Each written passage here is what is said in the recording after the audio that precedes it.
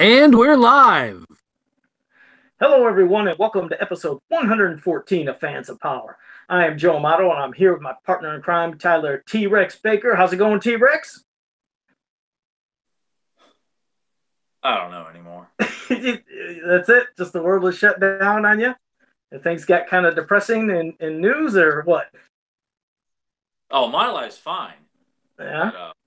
But But the lives of others, the millions of fans that could be anticipating something might not be that great. Is that what you're meaning? Possibly? Because I could get into that. First, I wanted to say hello to everyone in the chat room. We have JSP, David McMullen, Justin Hune, Jeff Prime. Let me see. Let me click down a little more. And well, I said David McMullen. Okay, I didn't want to get seen. And Ivan's here. So thank you everyone who's joining us. And we'll be trying to get to your comments and stuff during the show. We'll be doing a little back and forth. We'll get shout outs to some other people later in the show and some other things. But I had to start off with one thing in particular. Everybody, I'm sure by this time, possibly that's watching us live or at least listening to us, knows that there was an image shown, and it's from David Goyer, who's working on the upcoming potential Masters of the Universe movie if it still does go through and start production in April if it happens. But David Goyer posts an image of him working on the upcoming Masters of the Universe film, and from the image he was shown, it said you could see in the first image him overlooking Teela's Battlesuit concept. Now, this picture, I mean, it's started an uproar in the community, and it has a lot of people upset. And some people might want to say, hey, well, you can't judge a movie from one image, and hey, relax. Well, like I said, everybody's entitled to like something or not like something. But with this case, this isn't a good first impression. We have been waiting years to see what could they do in a Masters of the Universe movie. And out of all things, you show Teela Battlesuit concept.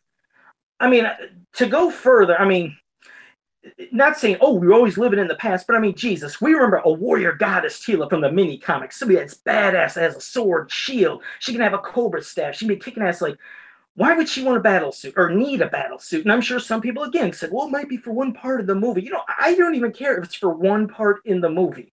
I figured let this first movie be of characters that we can understand and see and what we've always known that made them great. Save it for a second or a third if you want to put them in some nonsense, in a sense, mech outfit. But this just doesn't give high hopes. It's like, do you know the feel? Do you know the essence of Masters of the Universe? This is the first thing you show us is this. So it's got people absolutely freaking out of the thought of what else is to come. Oh, and what else is to come? He also had there was a spread of all these other potential, landscapes or vehicles or whatever it was. They didn't name drop any of them, but what is it with this dreary, desolate, lifeless looking planets that these people want to make for these movies? I feel like I'm looking at, one of those future movies where they show everything is always desert like and, dreary skies and everything's gray. Where is the lush, colorful world of Eternia that we've seen in comics, seen in the cartoon, and even in some of the areas that are dark and forbidding and whatever? Those things also look colorful. It seems like they're trying to turn it again into a dreary, drab kind of futuristic, I don't know what. Like, how much more mech crap are we going to have? How much more of this robotics and technology are they going to focus on? Because Masters is a world of magic also, and barbarians, and fantasy. It's everything all meshed together, but I feel like they're going to focus on just this nonsense of mech crap. Also, what else do we see? See, like I said, so the first impression, Battlesuit Teela scares the hell out of everybody. We see tons of photos of all these concepts of vehicles in this crap background that looks just, like I said, desolate and garbage. Crap.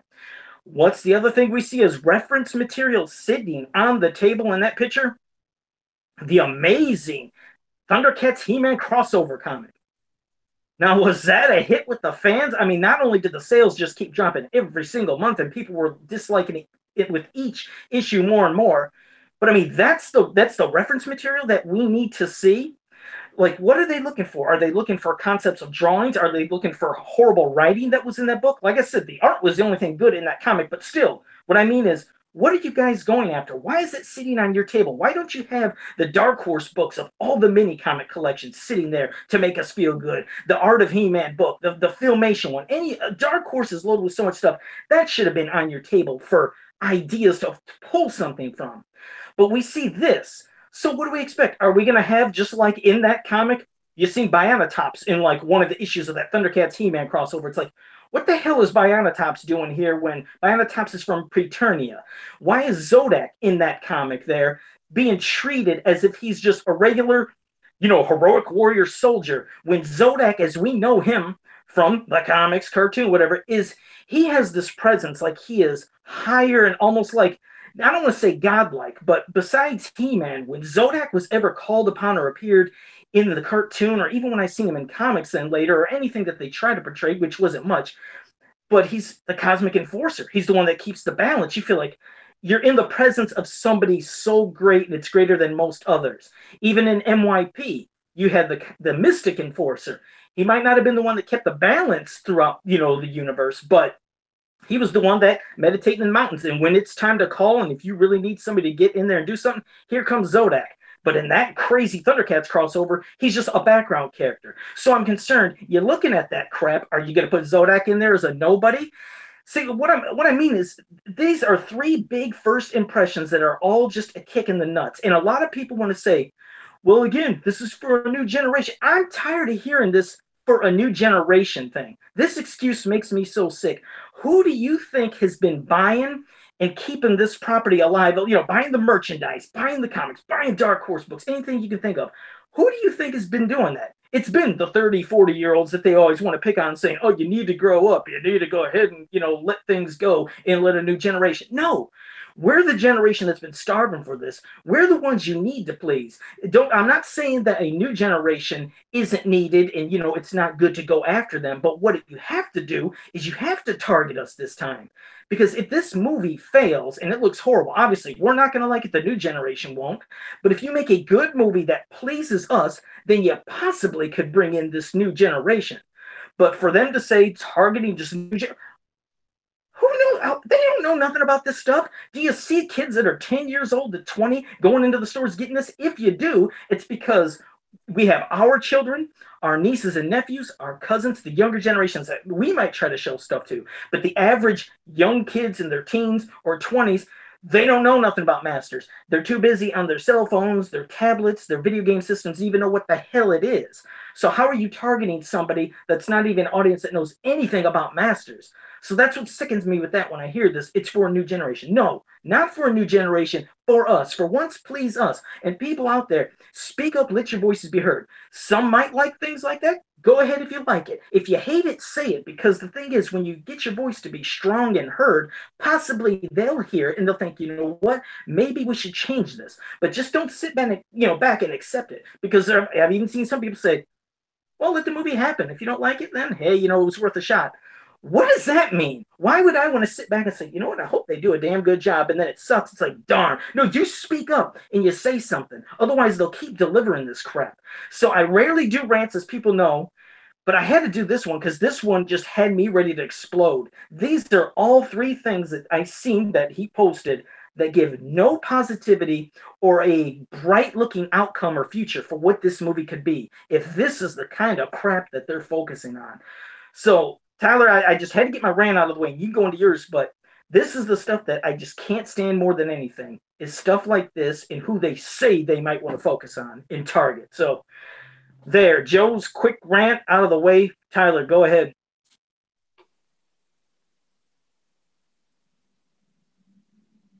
Tyler.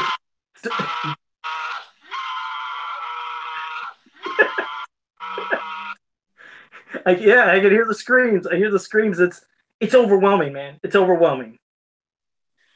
I'm disappointed that you weren't busting more balls. Well, go ahead. Just so people know, me and Joe talked earlier today, and Joe demanded that he be given uninterrupted time to vent what I could only imagine was going to be the most hardcore emotional breakdown about how passionate Joe is about making sure this movie doesn't turn into a steaming pile of dog shit. Joe, Oh, just to let people know, I see, words expected I to take the dropped. mask off and reveal this vicious beast. I didn't want to curse. It's hard for me to do because I try to keep it cool for anybody that might be younger listening because it's I'm hard for not me. cussing thing. I was expecting you to be a lot more harsher. Man, Well, like I said, when I get into a rant and if it goes into cursing, it gets worse. So I had to hold that back because I did not want to do this on the show of dropping anything. If I did, it would have went really hardcore, which I don't want to do on the show, especially with the younger viewers and listeners to the show. I try to keep it good, but I still gave out a very passion of every single thing that they're doing that they I shouldn't be doing. I saw the DC versus Motu crossover on their table. Was there another picture that showed they're also referencing that abysmal, god awful Thundercat He-Man crossover too? I thought that in the one panel, I mean, there was multiple pictures of the comics and be that along with other stuff. But if I'm almost certain that I was there, one picture, but you know what? At this point, like, who cares? You know, the simple fact that they are using current DC books, which just shows you that David Goyer and the rest of the morons that are working on this film are too damn lazy to do some actual research. No, we'll just walk down the hallway at DC here and pull out the most current stuff they've thrown out and just, oh, okay, so this is He-Man. Skeletor in this big behemoth suit walking around like some, monstrosity in the DC crossover. Oh, look, Skeletor killed the villain from Thundercats and drank his body in a goblet. And this is what we need. This will help me create this He-Man movie that's been lingering in limbo for almost 20 years now. And I the minute Joe posted this picture the other day, I didn't bother to really read people's feedback because I was like, there's no way in hell He-Man fans can get behind this ridiculous notion that Teela needs to be wearing an Avatar Exo Squad suit in a He-Man movie. As if like, okay, the big epic finale, they all get their Battlesuits and they go ready into battle against Skeletor's Exo suits too, and we got to sell some toys with Battlesuits. which God, those went over well in the 2000X line when they did that. And sure, they had a couple episodes in MYP when they did it. But like I said, but no one gave a damn yeah, about they that. hated them. They hated them.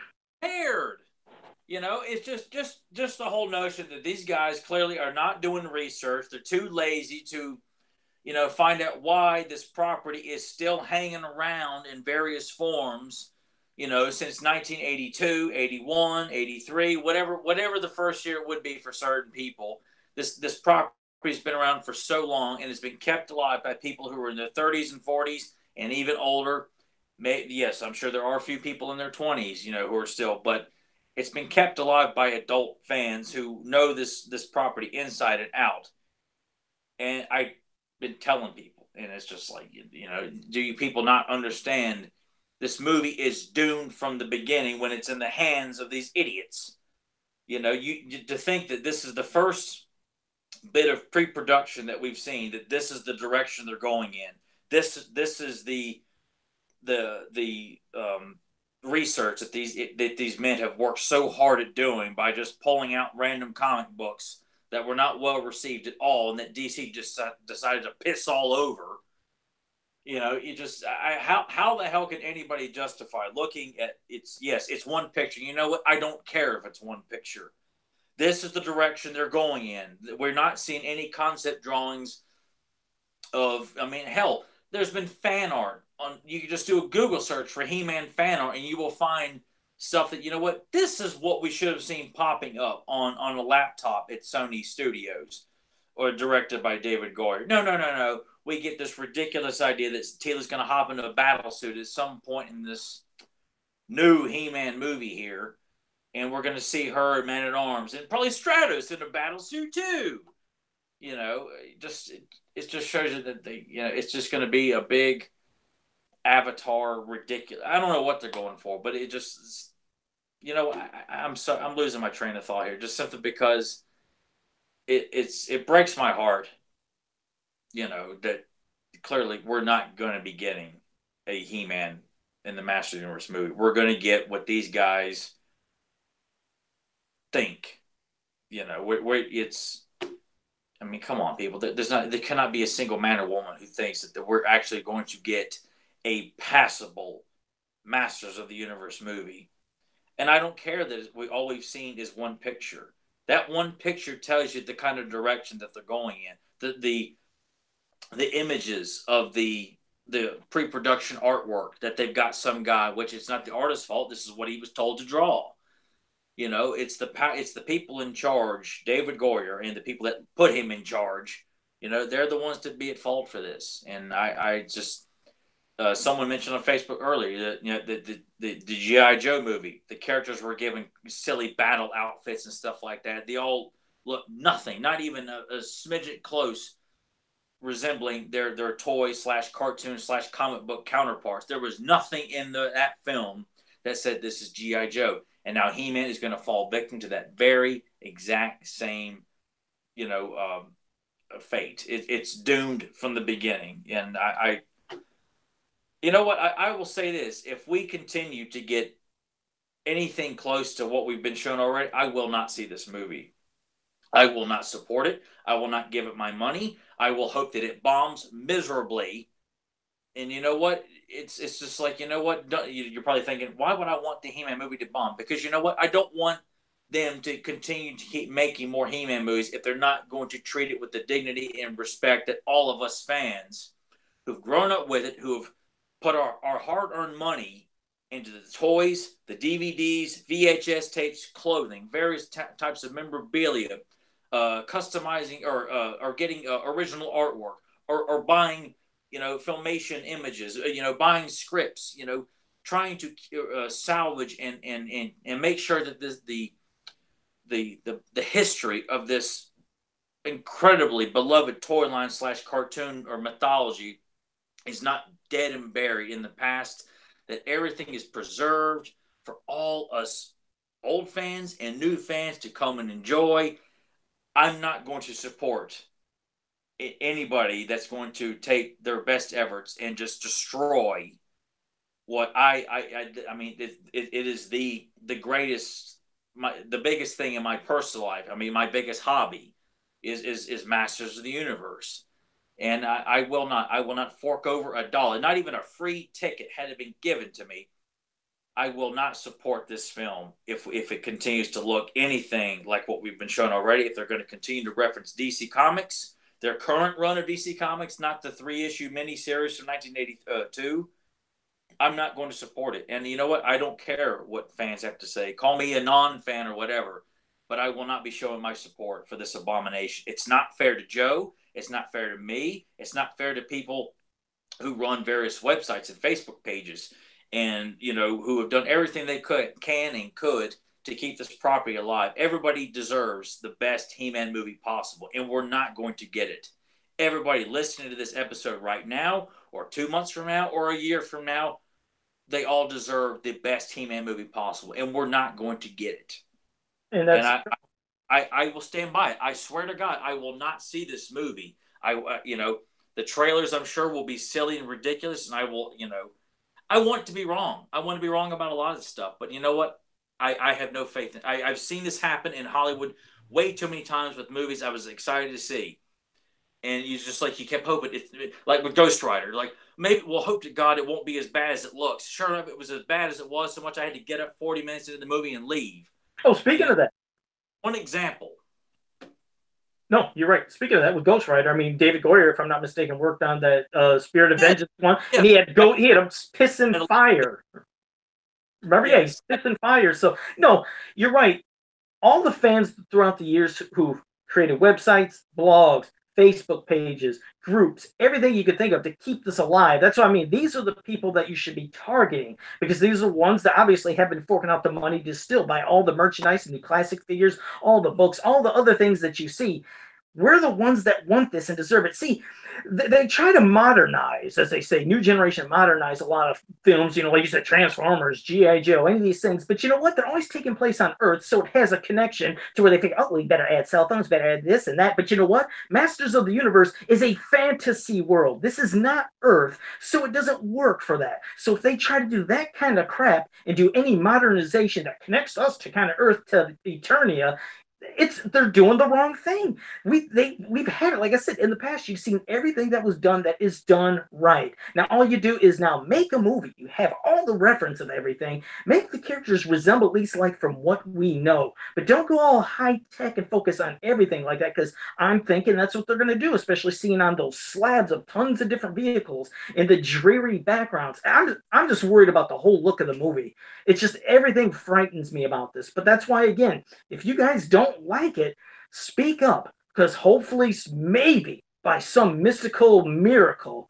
the people that are working on this movie will hear this and hear you and say, you Oh know no, what, maybe we should change it. Ghostbusters got the worst feedback, and Sony just said, up yours, fans. We're doing what we want. We're going to make jokes about slime and vaginas and stuff like that, and we're going to release it anyway. The He-Man movie is dead on arrival. If they didn't listen to Ghostbusters fans, there's no way in hell they're going to listen to He-Man fans. We might as well have duct tape over our mouths and our hands tied behind our back. It's like they don't get it and they don't care. It's a property that unfortunately they've got their grimy mitts on, and they're going to just use it because they've got it, because they're desperate to try and make a franchise of something they got. So it's a bleak. They're not going to listen to us. We can write it all the hate mail we want, and they're going to find a way of dismissing the fans as if like we're a bunch of losers sitting in our parents' basements with nothing else better to do, sitting in our underwear, typing on desktop or iPads or whatever it is, because we have no lives, because we're typing about a movie based on a property from over 30 years ago back in the 80s. What a bunch of losers. Yeah, the losers that keep it alive and, like I said, are buying all the stuff. So it's like I said, the potential, it looks very bleak because, like I said, the first impressions were horrible. So that is the quick rants we're doing on that, because obviously that was the most topical thing that they showed. So we wanted to cover that before we get into all the other stuff and some good stuff, from the past and other things. But I did want to now acknowledge everybody else that has joined us in the chat room while we went on these crazy tirades. We got Jackie Miller, Captain Chronic. I think maybe Bro Cephas. Maybe that's how it is. I'm not sure, because I go by Joe Cephas sometimes. So I'll say Bro Cephas. And let me see who else. I just want to make sure I get everybody. I got David McMullen already. Hold on, I apologize for 1 second. V-Dub joined us. Thank you. V-Dub is a new listener. V-Dub Williams. This is somebody who contacted me on Facebook. I told him I'd give him a shout out. So, yeah, he's joining us live. So, yeah, thank you for joining us. Also, we got 716 Straight Edge. He's joining us in the chat room. He said, Joe's fired up. And then Devil78 said, Joe is all riled up. Yeah, I guess I did. We're all getting riled up here. And I think I might have got... Oh, and Grimbot. Hey, Grimbot, thank you for joining us in the chat room. Jeff... Oh, I got Jeff Prime earlier. So, yes, wanted to say hello. And Karsten D.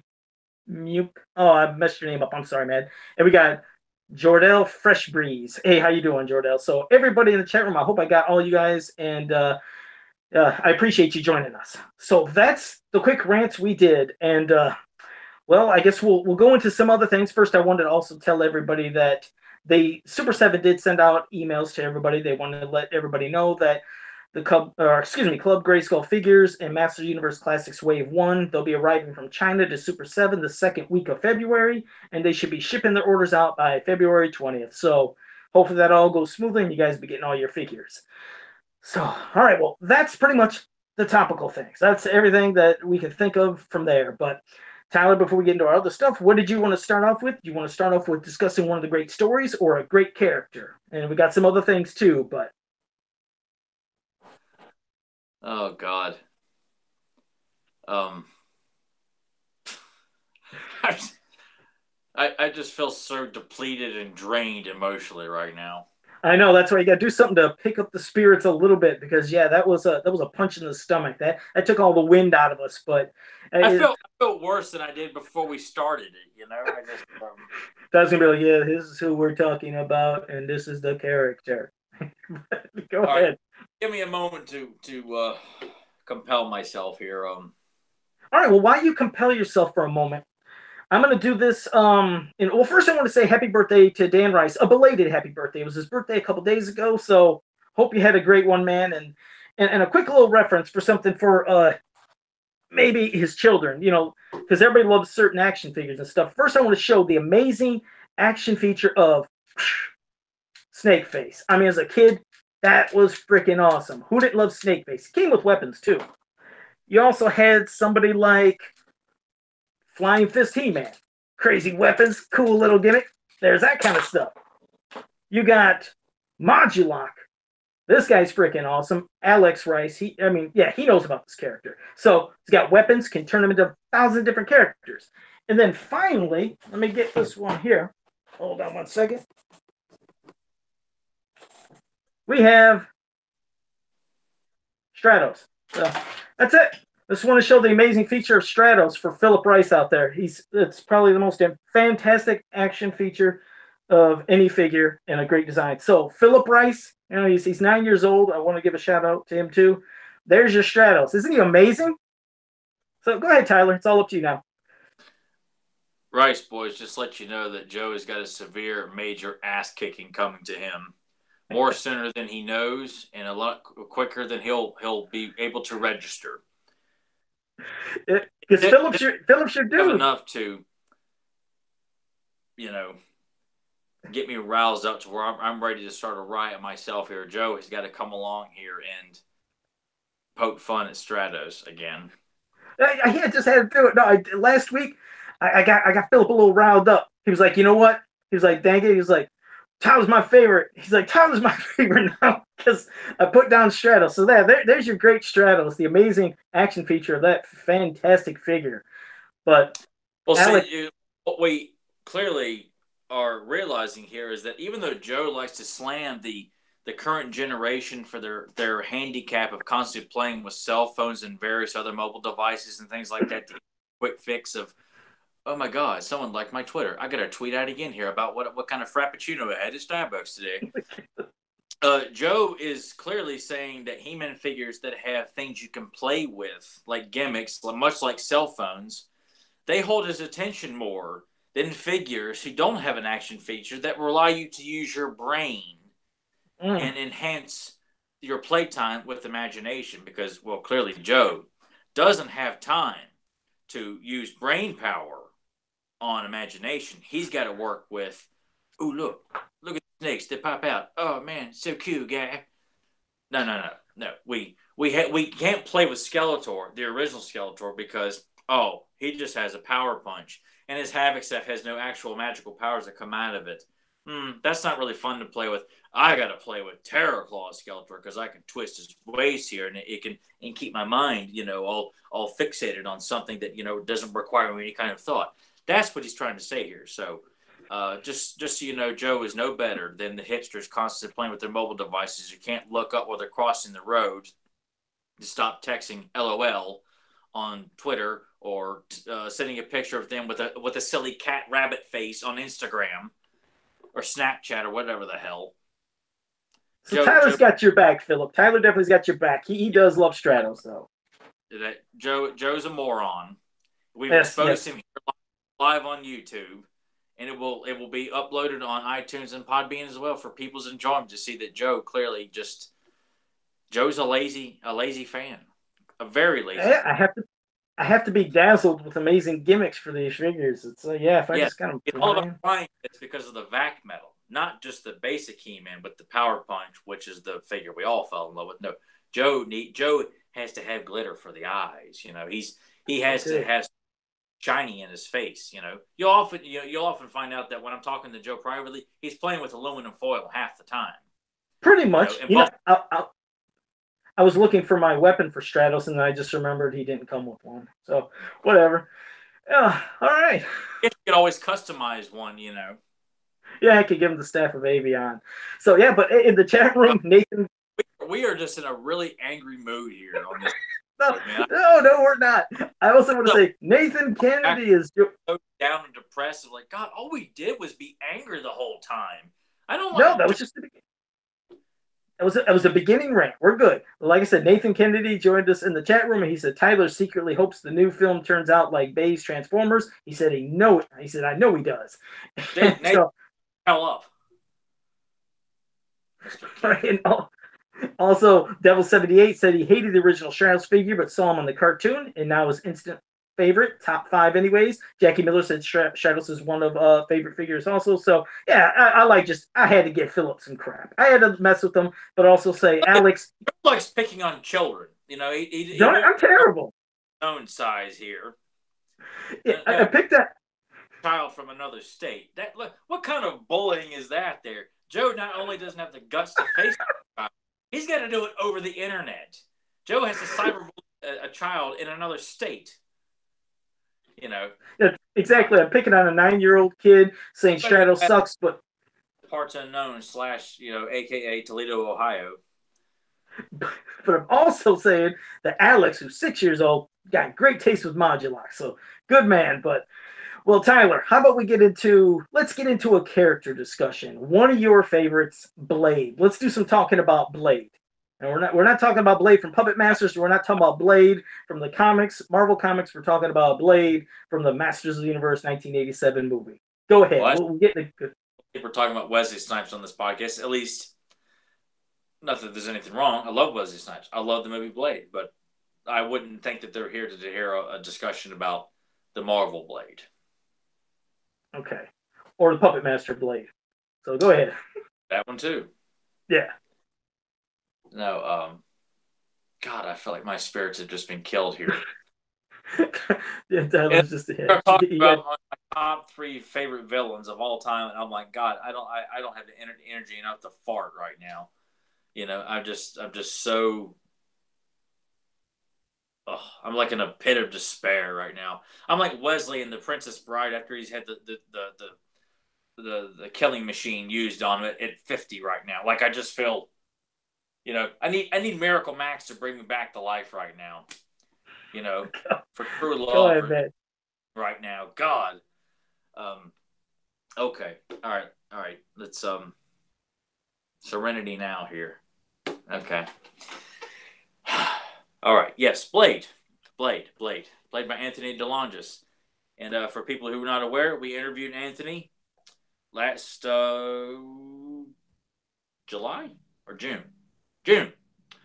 It's in the archives. You can check out an interview with Anthony, the man who played Blade, who gave us lots of his own time to talk about his time on that film.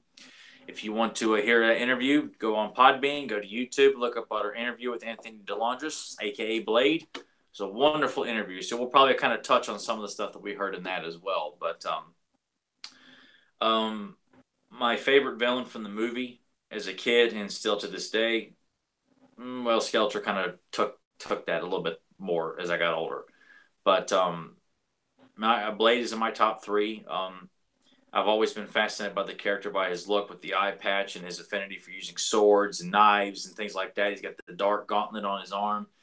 Just really came off as somebody, you know, that you kind of see like, oh, you know,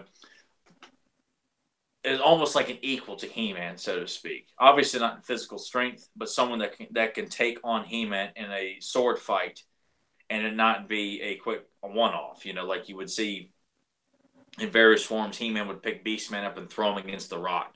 Fight's over. This character, much like I've always envisioned Triclops, as someone that can go toe-to-toe with He-Man. And even though in the film we see that, you know, they go at it and He-Man does beat him, I mean, that's for the sake of the film. But you kind of feel like, just given the touch of their backstory that's mentioned, which Anthony said He-Man had taken his eye, I think most fans would kind of agree with that. Not with the classics bio, but naturally that their feud began over fighting before, and He-Man probably cut Blade's eye out during a sword They ever fight. mentioned that in maybe a pre-production script? Did they ever say that was maybe going to be the definite? No, that was just what Anthony had felt for the character. When it's in the script, I've waited a long time for this. He just took it as like, okay, I'm playing this out as if like this feud started really when He-Man took Blade's eye, which, you know, it kind of came to me naturally years later. I feel like, I wonder if that's how it happened, you know, just as a fun fan thinking, you know, this, you know, And so it's really cool. I'm sure a lot of fans kind of felt that way as well. And unfortunately, there's not a whole lot of backstory given to that. I hope to one day be able to write that particular backstory myself for the mini comics with Karsten, That'd be just cool. as a idea to do to kind of flesh out the backstory of that character. But um, Joe, I feel like I'm rambling too much. You go ahead. Okay, well, beyond the movie, we also had him in, the Star Marvel comic where they had the movie comic. Now, in that, was that the one where he was depicted mute, or was it in the Cosmic Key mini comic? Because remember, he was depicted as being mute in one of those. Movie comic. He spoke in the Star Comics issue number 9, and he also spoke in the Cosmic Key mini comic. Okay, so it was just the movie comic, the Star Marvel movie comic. He didn't speak. Yeah, which if you look at the prototype, clearly the figure had a mouthpiece over his mouth and was going to be depicted probably as a mute character. I mean, even William Stout's production art designs him with the mouthpiece. So it's kind of hard to say. Maybe if we could get William Stout back on here for that third interview, we'd always hope to get. We could pick his brain as to like the design of Blade with the mouthpiece. Which would have been an interesting take. However, Anthony was such a great actor in the film, still is, that he gave Blade a lot more malice, being able to talk and have that sinister smile on his face so many times throughout the film.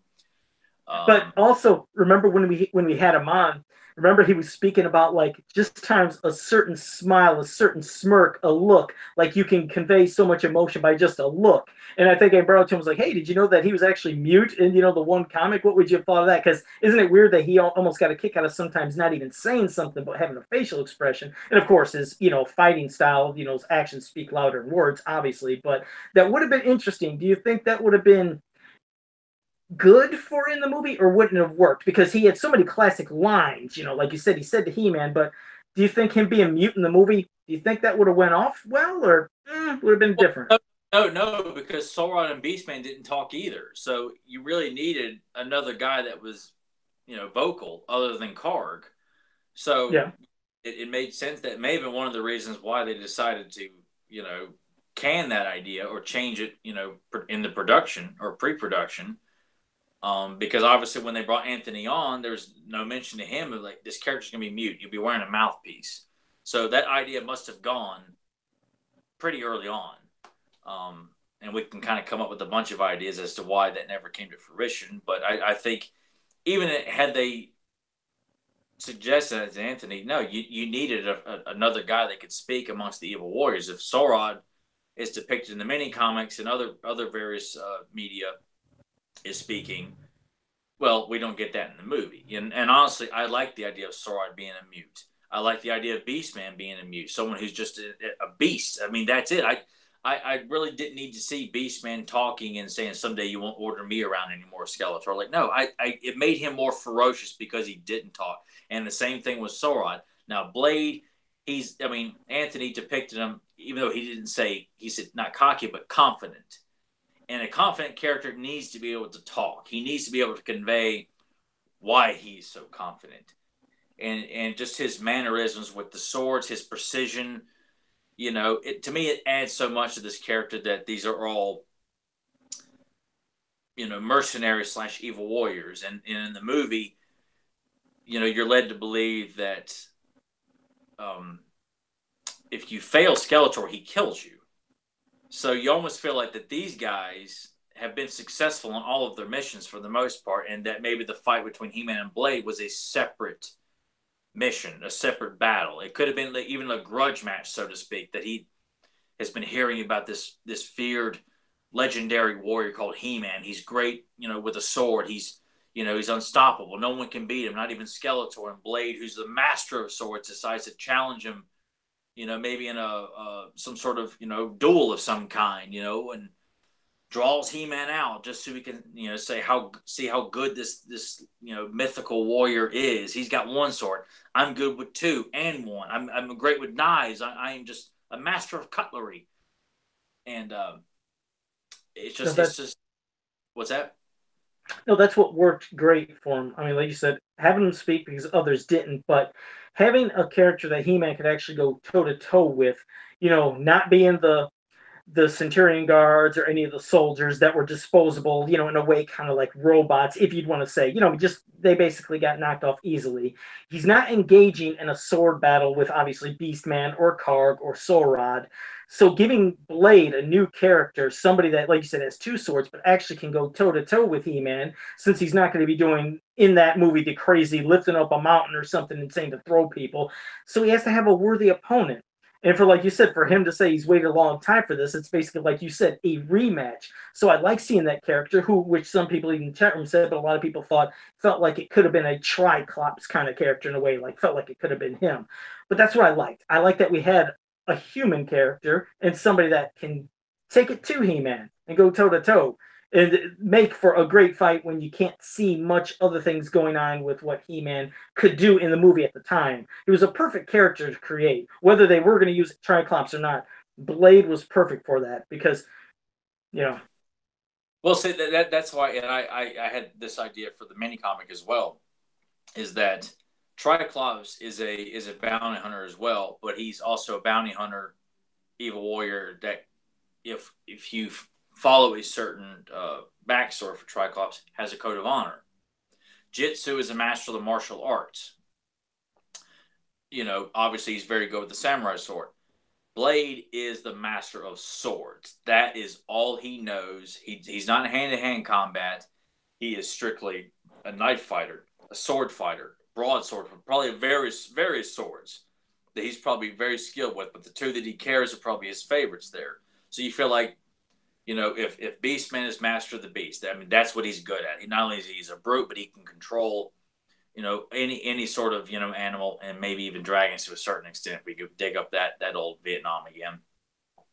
But that's what makes Blade separate, is that he's good with all kinds of sharp weapons or sharp edged weapons. Like, that's his specialty. Jitsu, martial arts, Triclops. He's a tracker. He's a very extremely skilled swordsman. I like the idea of Triclops, being a very cunning bounty hunter, but also a sense of honor with him, so to speak. And from the mini comics, if people don't know what I'm talking about, but with Blade, I look at him as someone who's a cutthroat, a guy who follows no code of honor, who has no sense of dignity or like respect towards others. Doesn't matter what he's got to do or how he's got to do it to get this job done, because he enjoys what he's doing. He can do it with precision and perfection.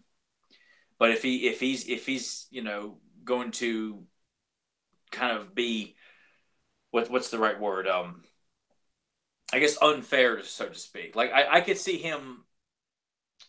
Well, no, I take that back, because I also picture Blade as someone who enjoys a great challenge and he wants to beat someone at their best, simply because he knows he's the best. Just is like another notch on the wall, another tally mark. But he just comes off as someone who's very intimidating. Like when he's interrogating Kevin in the movie with Evil Lynn, he pulls out his knife and threatens him with it. Like, clearly, Kevin can't do anything, but he would not. I swear he wouldn't hesitate to start carving away at Kevin. This guy's got no weapon at all, but he would enjoy doing it if Evelyn had not stopped him. And instead, he decides to slam the knife next to his head, which, for people who don't know, he did that as a surprise to um, uh, um, Robert Duncan McNeil. That was the one shot they did. He says that in our interview. He did that just to scare the hell out of him. That's great. That is great. So go back and listen to the interview that me and Joe got with him. But yeah, that's just I see Blade is He-Man's equal when it comes to sword fighting. Someone that could, I like to think that outside the movie they really could go on for a long time sword fighting, much like with Triclops and Jitsu as well. They were also very skilled with swords, but I almost feel like that is Blade's sole trade. Jitsu could go hand to hand with anybody also skilled with a samurai sword. However, he only has one hand. Blade's got two. And even though his eyesight's limited, you feel like he's just as skilled with one eye, with one sword, two swords, with his wrist gauntlet, knives, probably one hell of an interrogator as well. You know, someone who Yeah. really. Oh, no, I was going to say one thing. First, I want to let everybody know in the chat room if it ever seems like I try to talk over to Tyler or vice versa, there's a slight delay. Like when he talks, there's a slight delay and glitch. So that's why we're not cutting each other off when we're talking. It's just we have a delay with each other. So that's what might be causing that, in case everybody's wondering when it sounds like that. I want to acknowledge one thing. Jeff Prime in the chat room, he thought Beastman. It wasn't Beastman, it was Karg, but he thought Beastman. He said he had one good line, get her. No, that was Karg. Karg is the one that said, get her when they were in the gymnasium. Yeah. He thought Beastman spoke. But No, Beast growls in the movie that he doesn't utter a single word in the movie. yeah, all right. And I also wanted to say welcome to the chat room, Peter Lane, and also Simon Roopsy. So Well, thank you both for joining us. But no, yeah, what works great about Blade, especially in the movie, is like we said, the fighting. The reason it works perfect in the movie is if this was a character that was in the cartoon, as you know, like in the Filmation cartoon, He-Man basically used his sword, deflecting blasts, cracking open, the rocks, and doing what he had to do with that. But he's not going to usually engage too much. Not saying he didn't, because he did with Skeletor, I think, with like a sword fight, but you wouldn't see He-Man too often engaging in a sword fight because obviously within the cartoon, it's what I said earlier. It comes to his strength. He's basically going to grab somebody, throw him across a mountain. You know what I mean? Showing his super strength. So that's why in this movie, with He-Man not showing that kind, except towards the end when he pushes over a giant statue, but that's why it worked better for Blade in the movie. You got to see Blade as a swordsman have his time to shine. Because if you know what I mean, if he would have been in the cartoon, we would have never got that. You would have never seen Blade with two swords going nuts with He-Man. It just wouldn't have happened. That's why I just love that a new character was introduced to the movie, and obviously with He-Man's strength being toned down, we got to see a great fight. Well, yeah, and plus it's something that you'd like to see He-Man do. You see it very, very rarely, even in the mini comics. He-Man clashing swords with another villain. I mean, you had your moments here and there, but just didn't happen a whole lot. And so many characters have got swords. Triclops and Jitsu, Skeletor. They've all got swords, and it was great to see He-Man. Actually have a sword fight. Not just using punching and picking people up and throwing, which I love seeing that too. But it's also great to see how skilled a swordsman the He-Man is. And no, definitely. I think Blade, I guess what's really cool too is that regardless of what people say about the movie, I think Blade is universally loved and liked a lot, much like Frank Langella's Skeletor. Like he's a character that people won't hesitate to say, no, I like Blade. I mean, how can you not? What you want about, Beastman looked like Grizzlord or, and Dolph, he didn't look like He-Man. He was skinny and this and that and whatever. But, and I reject all the ideas and theories about that movie. People know that by now. But Blade, it's like I've yet to see anybody find a negative thing to say about Blade. And I still don't think that it would have been a Triclops character because, you've got, a wide variety of characters that may be kind of similar in trait. I mean, why not say that Triclops and Jitsu are the same? They both have a sword, but, and they are both swordsmen. I mean, that is part of what they are. But I think, why would you limit yourself to, just two guys with swords? Why not have three guys? One guy, and they're so different though. They are extremely different. That's why I don't feel like there's no connection to Triclops. Because he has got one eye. Triclops has got three eyes. Triclops has one sword. Blade has two. And Triclops is not a master of the swords. He is he's a tracker. He's a bounty hunter. He's got various types of vision, and I don't adhere to he fires blasts from his visor. I've always liked the idea that he's got gamma vision, distant vision, and night vision.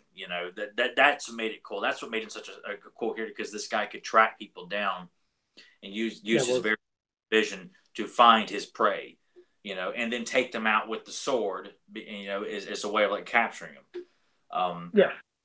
Much like Buzz-Off and Stratos, regardless of what Joe says about Stratos. Mechanic and Extendar. You've got characters that are similar, but to me they're too different that you can't justify saying, well, we've already got a guy that flies. we've already got a guy that stretches his neck. I'm like, we've had that discussion before. I'm like, no, they're too different. This world is too vast for you to sit there and say there's only one flying guy, only one guy who has a sword, only one guy that's strong. It just you're limiting yourself too much, and that's what makes this property so great. And one of the many things that Sony will never get is that it's a Yeah. vast mythology of heroes and villains, monsters and humanoids and humans and men and women. I mean, that do all kinds of things. They're all strong people, men and women. They're all Plenty of strong. history. Yeah, no need to be going creating crazy new stuff when there's so much history laid No, before you. Quickly, wanted to say welcome to Kimmy Craft in the chat room. Said new subscriber, love the channel. Watched a few shows this morning at 4 a.m. 4 a.m. Couldn't sleep, so thanks for joining us. And also Adam Gabbard. So thank you for joining us. But I did want to bring up another thing. Since we pretty much, talked all about Blade, which he is a fantastic character, and I usually never heard anything negative about him. But speaking of not just talking about how we talk about the upcoming movie, if it happens, but how we're speaking of Blade from the 87 movie. Samuel Murdoch did something that I thought you'd get a pretty good kick out of. It's at the North Park, I think. What did he say? He said, went and saw the 1987 Masters of the Universe movie at the Retro Theater by his house and had a great time. He said he also got a print picture for $4 that, he got there. But he went and seen the Masters of the Universe 87 movie at the theater. He said there was like maybe about 50 people in the theater. It's, kind of like, not a super giant one, but yeah. it's a retro theater. I was like, wow, I had to bring, I was like, oh, Samuel. I was like, I got to bring that up. That's the coolest thing. And I think he said that's his first time that he's seen it in theater because as a kid, I think he said he didn't get a chance to see it. So how awesome was that? He went to the movies and he's seen the 87 Masters of the Universe movie. I hope to God that's one of the things I hope to God I don't my life does not end before I get to see that on the silver screen at some point. I mean, I don't know how.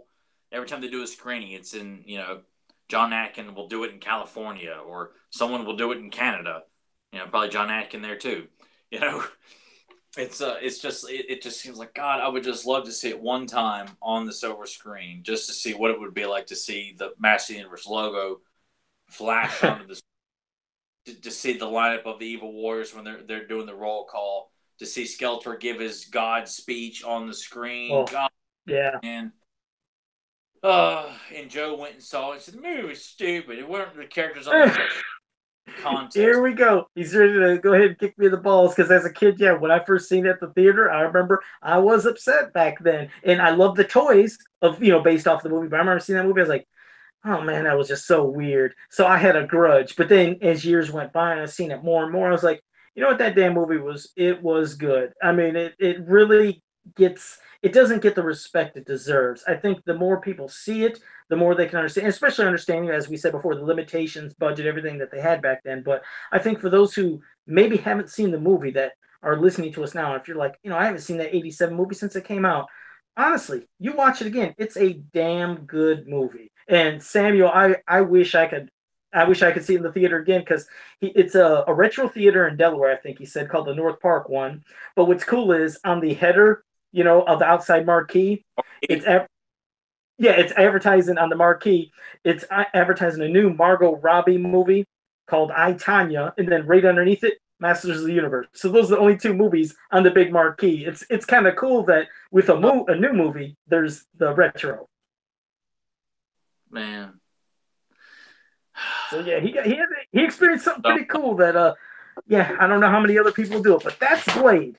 Now, before we get into our final topic, where we'll cover a really good book, and we're not reading the whole book, we're just covering it, so it wouldn't be super dragged out, obviously. I'm going to do another version of Masters of the Universe Hangman for Tyler. This time, I'm not going to screw him over with some insane thing like Zubarex. I was like, Tyler, I'm going to be cool with you, man, and I'm going to give you one that everybody knows the person's name. So I'm holding up here the name of a character, and it has 1, 2, 3, 4, 5, 6, 7 letters. And this one is one that everybody could know. So if you give me a letter, I'll pop it in there. If not, we'll start Hangman. E. What was the letter? E. You know what's weird is that's when it went blank on the microphone for Tyler. I think he said M as in Michael. Is that what you said? No. No, I said E. Oh, E. Yep, there's an E. Okay, good. It's like, no, did you say M, Tyler? No, I'm afraid there's no M in this. It just continues to like I was trying to read your lips. hear anything. Okay, there is an E.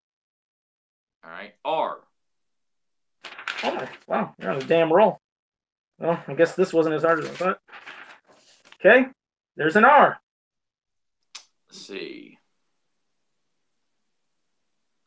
A. No. I'll put a head there. Okay. T. No. I'll put a buddy.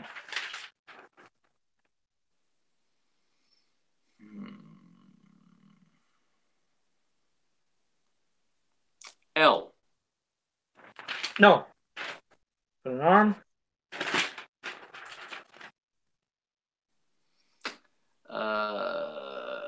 C. No. I'll put an arm.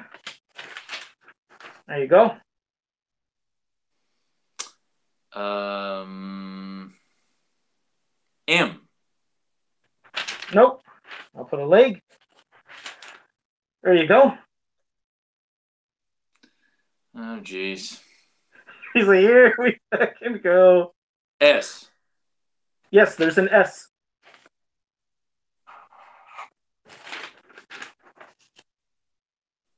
There you go.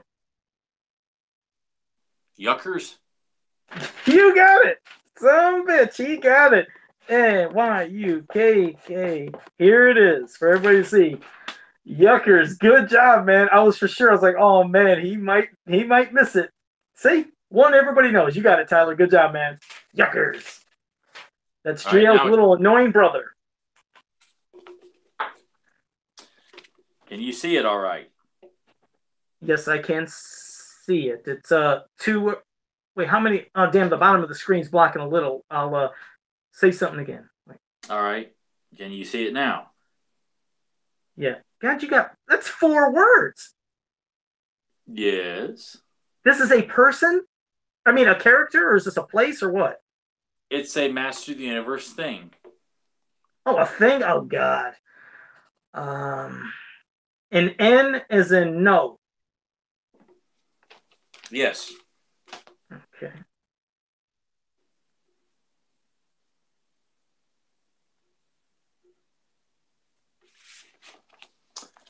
All right.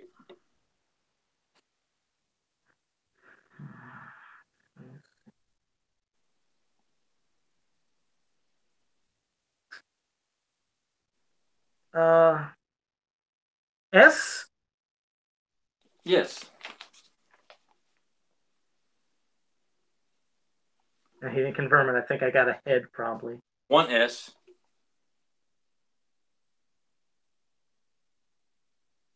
Hmm. Uh, um, oh, Jesus. An I? No I. Damn. Joe's got head here. Oh, God, I'm going to have to do another. Can I get an O? Oh, wait, what am I on? Wheel of Fortune? An O. Yes.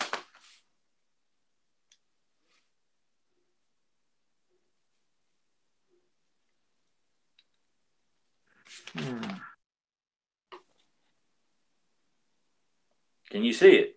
Yes. Can I get an F as in Fred? Yes. 1 F.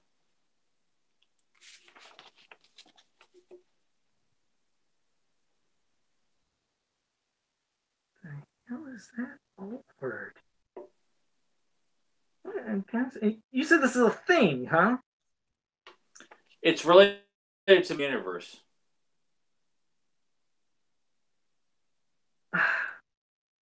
Oh my God, I can't believe I'm so blank. You put no limitations on what we do this on. So this is Master of the Universe, but no, it is not a person. Okay, no, you're right. Yeah, as long as I got the category. What you need? I have to give you the category. Oh yeah, we always give categories. So you said it's a thing, so at It's least never I know it's a thing now. hogwash. Yeah, we always like I let you know it was a character. No, And this is the in title of an episode. oh, title of an episode. Oh my god! It's see everybody in Filmation Land is probably like kicking me in the balls, saying, "Joe, you should know this." I'll take a. Oh wait, did I say R? I don't think I said R. An R. R. Okay, I think I'm starting to get it in my head, but I just want to.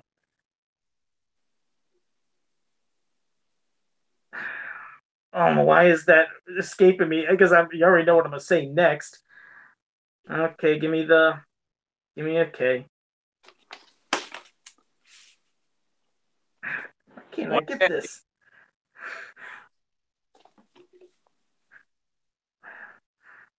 Return of Orko's uncle. Return of Orko's uncle. Oh God, dang! I'm sorry I took so long, everybody. Jesus, how stupid am I? Okay, there we go. I was thinking of an item, when you first did it, I was like, wait a second, is this some kind of like disc? Is it osmos? Is it cosmos? I was just lost, but okay, Raby said, okay, good. That Orko's what saved me. If I didn't get Orko's part, I think I would have been lost for a while. So, okay, you got me. All right, good job, Tyler. Well, Thank I got it. I mean, all right. Well, lastly, we're going to discuss a book that you don't hear people talk about too much, and that's He-Man Smells Trouble. So this is a book, like I said, we're not saying the entire story because obviously if you haven't read it, you can read it yourself, or we'll just give little highlights of it. But in the story, you basically have Roboto trying to maybe help Orko at some point during this book. Things don't go like they should. A wall collapses. Roboto tries to protect Orko. He damages something. He feels worthless. At the same time, you have Stinkor in Snake Mountain, where Skeletor cannot stand his smell anymore, what he does, and he basically tells him to leave Snake Mountain. Through all this madness, how it started off, there's people that are in some kind of ship that are flying. You didn't know who they are at first, but then they're coming back to Eternia. And they're robots that were created from the past, but from people on Eternia. And the people that were supposed to have created them are long gone. But obviously, the knowledge of that has been passed to other people like Man at Arms, because you find out that what was kind of different in this is, like Man at Arms created Roboto, and he created him to where he could have like feelings. I mean, I know that obviously in the cartoon we know he gets a heart and stuff and has feelings, but you find out that there's these other, like, not, you don't want to say a race, but other robots that resemble Roboto that are coming Yeah. back with all the knowledge that they've been gathering throughout the universe, and they're coming home now. So I'll pass it to you, and then we can go back and forth with it. But I always found it cool that there was these other Roboto-looking characters. I remember as a kid, I was so fascinated, thinking, "Oh man, it'd be cool to have him. It'd be cool to have him." They were similar, but obviously still different in their designs. With number 8, 19, or whatever. But go ahead, Tyler. This story was not as exciting to me when I finally got it because I tried to get it as a kid and my mom told me I couldn't get it and told me I could get the River of Ruin because apparently there was a discount sticker on that one and there was no discount sticker on He-Man Smells Trouble because I picked it deliberately because Stinkor and Roboto were on the cover and I was denied that and got it. So I almost felt like there was this constant build up to see what that story was, especially when you see the summary for it in the back of the Golden Books. So when I got it, I was kind of disappointed in it. Overall the story, I just didn't think it was is. I mean, not that not a horrible story, but I guess just because there was so much hype of like, oh my god, it's an awesome story with like Stinkor and Roboto, and like, what could that be about? So it just I didn't like Orko being portrayed as this kind of, really angry, just very quick to fuss at Roboto. It just kind of seems so out of character when I saw him. Like, it's kind of hard to picture Orko being snide with anybody, much less, Roboto. Roboto, I just felt like that's one of the last people in the world you would want to come at after. So that kind of was like, eh. And then I did think it was kind of interesting that the robots that were created, which I can only assume probably were like by the Elders maybe or something like that, they Yeah. looked a lot Roboto, but he kind of felt like, you know, if Roboto had been kind of directly linked to that kind of thing, that would be one. I don't know. You kind of almost felt like maybe that was their intention, to come up with this group of robots that are. But did I miss a detail in the book that you just said that Man at Arms created Roboto and that had been given knowledge of. Well, it's like he's because Orko didn't think Roboto had feelings, and then Man at Arms explained he's like, no, like he was created, but there's a special type of robot that's created with feelings, and you wondered, huh? And then when you hear about the other ones, they explained about how they were created by the ones that were there but have passed away since then, and then you find out obviously Man at Arms, he got that knowledge somehow. However, he got it. I can't remember how they explained it, but yes. So when they create these robots, they're created with, I guess you could say, feelings. And you're right. It seems like it was an interesting story, but I mean, obviously, there's only so much they could do in the book. But it felt like it could have been explained a little more or been in depth. Like if this could have been a cartoon episode, it felt like it could have really been great because it's like everything is rushed. Obviously, they're only showing one picture per page, so they got to say so much to basically explain everything that's going on. Even though you only see one picture, you hear stuff like, "Well, I didn't see that." Well, they can only put one thing, but Yeah. it's like the knowledge of the universe that they're collecting in these like rods that they're going to put into this like what the hell you want to call a spiral or whatever you want to call that thing.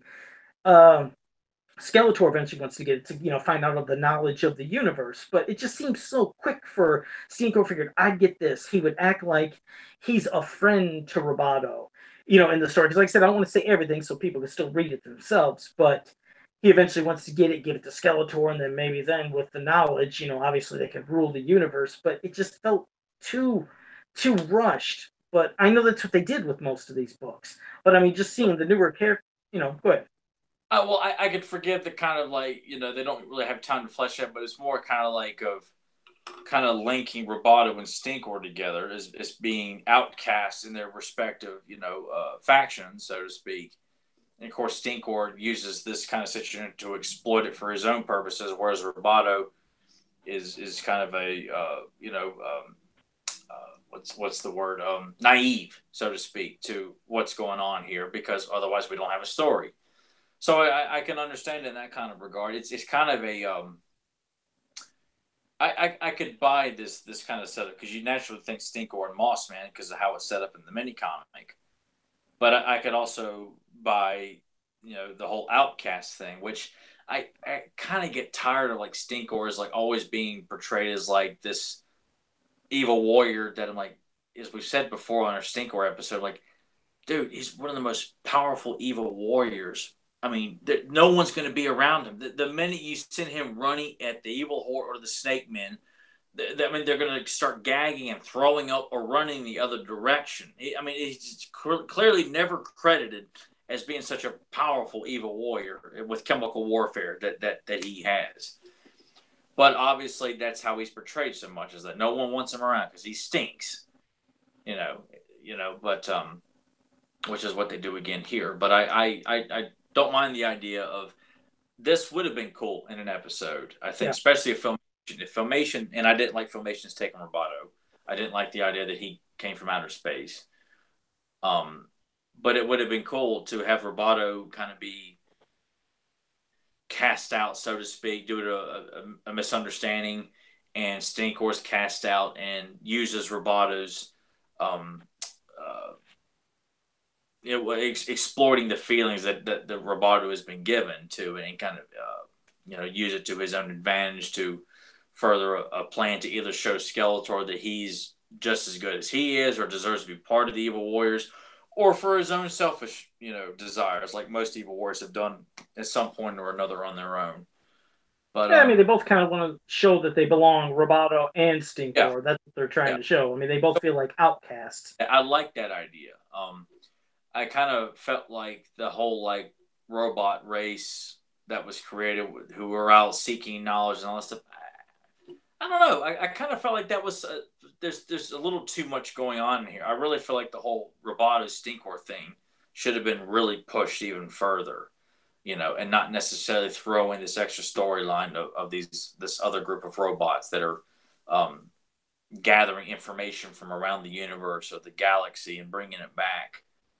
Yeah, because Because beyond even the information, when that rod was put into the spiral, it created a whole new city. But for people maybe never seen, it's like I said, they got this number 9 character, and it's different. It's just different seeing kind of different versions, if you will, of the robots, and then there's like a big collage of them. And like I said, they look pretty similar and obviously designed to Roboto, but there's slight and subtle differences that made them kind of interesting to look at. One of the things that I found interesting was towards the beginning of this book is at one scene when you see Roboto shooting a blast of energy.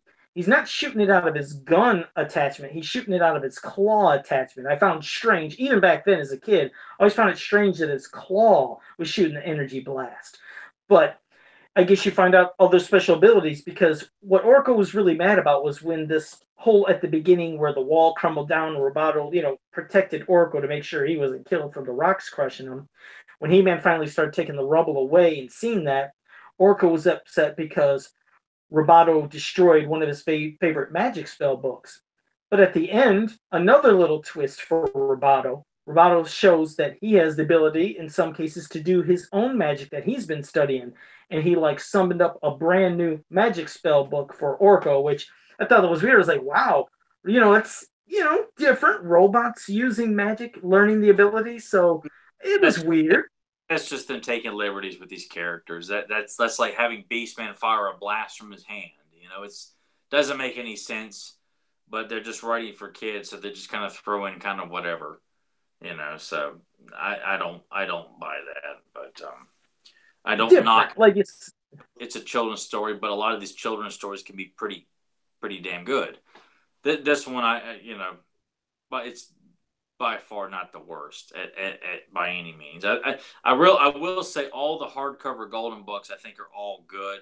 Not all of them are the best or great, but they're all not bad. Even though the artwork, like in the Horde, has got some mm, not the prettiest artwork at times, but overall, I mean, I think all the hardcover books are all quite good considering. Yeah, they're interesting, and also you can see sometimes like the artists, they usually have their version, obviously, of how they draw Skeletor or any of the characters. But once in a while, like there might be a one thing looked filmation like it's still basically the artist and his interpretations of everything. Like Man at Arms does not have the mustache, and Skeletor always had this. He's got a very kind of like gritty skull kind of face, but in one particular panel, Skeletor is portrayed on. I think he's on Roton, and when they show him, at least in my opinion, I feel like they were trying to do filmation inspired Skeletor there with the side profile, that angular profile. It felt filmation like compared to the rest of the book when you're seeing Skeletor. I mean, he looks nothing like that. I mean, I can just get you one quick page so you can see basically what Skeletor is always looking like in the book. It's more this kind of thing. Look, if you could see that. So his face, it looked like it was inspired, like he was trying to do filmation. And also in the chat room, I want to say hello to Adam Gabbard. He was saying he would have loved to seen, he said if he had a time machine, he'd like to go back and tell Lou Scheimer to put Stinkor in a filmation episode. It would have been cool, but they would have, like you said, it would probably ended up being a fart joke if they would have did anything. The idea too, that like Lou Scheimer said he wasn't interested in putting Stinkor. He just kind of was turned off by, which I'm like, I don't know why. They weren't turned off by putting other characters. Like, why Stinkor? I don't know. It's plus Stinkor would have been coming along the same time as Spikor, and Spikor and Too Bad were not treated with any kind of dignity in the cartoons. So Stinkor probably could have been treated worse than Spikor, if that's kind of hard to imagine. But I almost felt like, what, I think Stinkor was spared a very undesirable fate had he been put in Filmation's second season of He-Man, because Webstore and Cobra Khan were giving very, very good treatment, and for whatever reason, the was considered the third batch of episodes, which is the second half of the second season, which James Eatock will confirm was kind of broken up into 3 full seasons. but really there's only 2 seasons. So that's why you see certain episodes that have got 1985 wave of characters like Moss Man, Too Bad, Spikor, Cyclone, all Modulok, all showing up. I think Stinkor would have been probably been portrayed poorly with a bad voice. Um, Probably putting some really bad episode. Probably on par with like The Greatest Show on Eternity quality. Just not given what he should have been given, so to speak. I just feel like he would not have been given fair treatment simply because they would have thought, oh, this character's silly. He stinks. He's a skunk character. We can't treat him with any kind of actual seriousness. There's nothing threatening about this character, but they take Spikor and make him the most insulting of Skeletor's evil warriors. Yes, So they made him too. Yeah, they made him way incompetent. I mean, they shouldn't even have put him in if that's how they were going to treat him. yeah, Stinkor would have been. Stinkor and Filmation would have been phenomenal had he been done correctly. But all Sure, of it would. sure. Every single was not no, would have been given. absolutely. I wanted to say one thing to Peter Lane in the chat room. He said that it's amazing how much Stinkor is still remembered amongst the general public because he said Kevin Smith mentioned Stinkor on his Fat Man on Batman show the other day. So, that's cool. Like, yeah, I never usually hear Stinkor get name drops anywhere, so that's kind of cool. I don't think I ever watched Fat Man on Batman. Is that, do you know what that is, Tyler? Is it a podcast? Is it a TV show? Or Peter Lane, what is that? I've never seen that. I think that's cool. Now I'm going to have to see it. It's a podcast. At least I think he does like actual video feed as well. But I stopped listening to it because I got fed up with him and Ralph Garman slamming the 1989 Batman movie and all this stuff. I didn't quite agree with his take on Batman. So that pissed me off. And I'm like, you know what? I don't think you're funny anymore, and I don't like your take on Batman at times. So I stopped listening to it. But okay. I had no clue about it. I'm gonna have to check that out. Maybe I'll do some searching to find that. But thanks for letting us know that, Peter. But okay. So we covered the book. Like I said, it's a good read. I mean, it's not bad. Yeah, yeah. I had it hyped up for other reasons. So that's why with a lot of these, when you can't wait to see what Cyclone and Too Bad are gonna be like in the cartoon, you finally get to see it, and you're like, oh God, man, this is sad. No. A lot of for something that just doesn't live up to it. Yeah, I just remember as a kid just being absolutely fascinated on all the other little robotos, as I call them. To me, they were all roboto. And I thought, oh man, I'd like that one that says 9. I'd like to get this one here. I always thought they looked so cool. So yeah, it definitely dazzled my eyes as a kid and, sucked me in. But yeah, it's a fun read. So if you've never read it, I'm sure you can find this. You usually can find all these books on eBay, usually really dirt cheap most of the time for these Golden Book hardcover books. So you can find it there. But before we wrap it up, Tyler, if you got any recommendations, anything we want to say, and then I'll give a shout out at the end to everybody in the chat room who joined us, which we always love and appreciate you being here. And I try to name drop every one of you. I apologize if I didn't get to every comment, but yeah, we got going nuts earlier, and I think we got a little too riled up.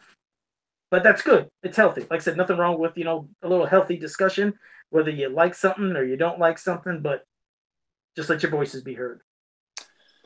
Oh, yes. And I want to thank everybody who tuned into the chat room, who joined us live. And I want to thank everybody who listens to this, after we record this as well. I want to say, go to He-Man Smells Trouble. If you've never seen the book, that's available to read the entire book for free. You can go there and see exactly what we're talking about right now. Also, I'm going to do another little trivia here. Give away another Leech mini comic here. So if you can tell me, gosh, I'm trying to think how to word this so it's not too easy.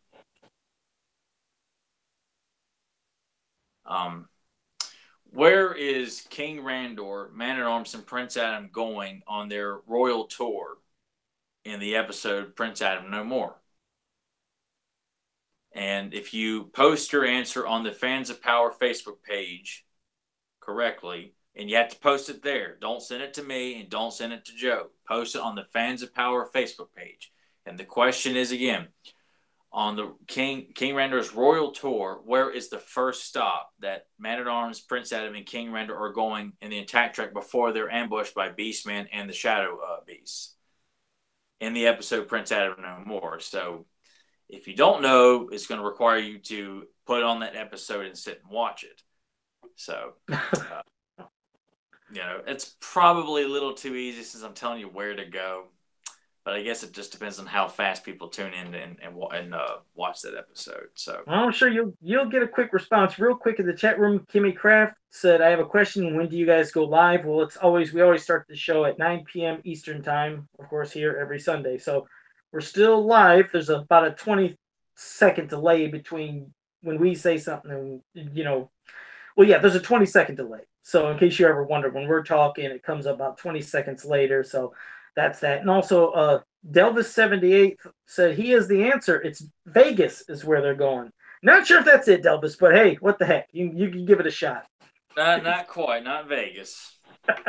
All right. So, okay. Well, again, thank you everybody in the chat room for joining us. We really appreciate it. Of course, hope you'll be here next week and we'll have more topics, different discussions, just like always. And let me tell everybody where you guys can go. You can go to fansofpower.com, go to popculturenetwork.com, go to he-manworld.com, and on Facebook, go to Masters of the Universe He-Man and She-Ra Ultimate Fan Group. All great places, all great people. So until next time, have a powerful day. I know what this is. This is an espresso machine. Oh wait, that was that's from the '87 movie. Or oh god, did I fail? Wait a second, I thought that was when they went in. Oh, here we go. See, hey guys, for people that are new to this, to be in watching this live, I fail all the time. Tell me, give a quote, and I always have fun trying to answer it. Not that I have to, but I like trying to, and I usually fail most of the time. Even movies that Joe knows better than I do, Joe will still fail. I do. I'm horrible when it comes to lines. It's an God damn it! I should know. Is this a comedy? What is this? It's No, it's an action movie. Damn. I don't. Ghost Freak, thanks for joining us. You're super late. We're just ending the show, but thanks for coming in at the last second. Could you give me a hint? I gotta get a hint. It stars Arnold Schwarzenegger. This is an espresso machine. It's an espresso machine. It's not Last Action Hero. No, it's not Last Action Hero. No. What the hell? I don't know what it is. Oh my god, I have no clue. What is it? True Lies.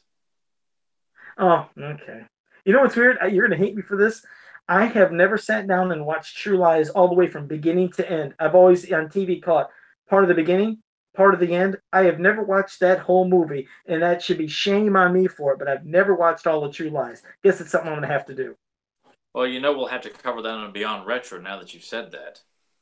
Which is our other podcast we do on Friday nights. We do it around 6 o'clock p.m. Eastern time, and that's our other show where we talk about all things 80s, 90s, sometimes modern stuff, but we talk about everything, called Beyond Retro. So that's our other podcast for everybody's listening and watching us live. You can always catch that show. So, all right. Well, again, thanks everybody for joining us, and we'll catch you guys next week. All right, next week later.